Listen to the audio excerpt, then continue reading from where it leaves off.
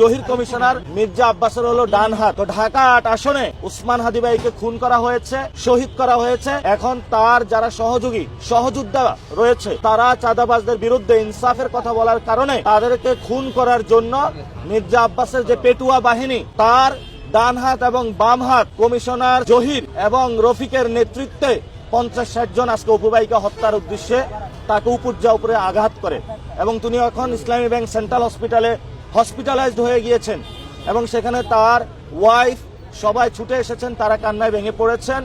আমরা প্রশাসনকে আহ্বান জানাবো, উসমান হাদি ভাইয়ের এখনো বিচার হয় না, আজকে ৩৩তম দিন। এর মধ্যে ওনার একজন সহযোগীর উপরে হামলা হলো। আমরা ঢাকা ৮ আসনে মানুষের কাছে যাচ্ছি, গণভোটের ক্যাম্পেইন করছি, আমাদের উপরে হামলা হচ্ছে, আমরা হসপিটালাইজড হচ্ছি।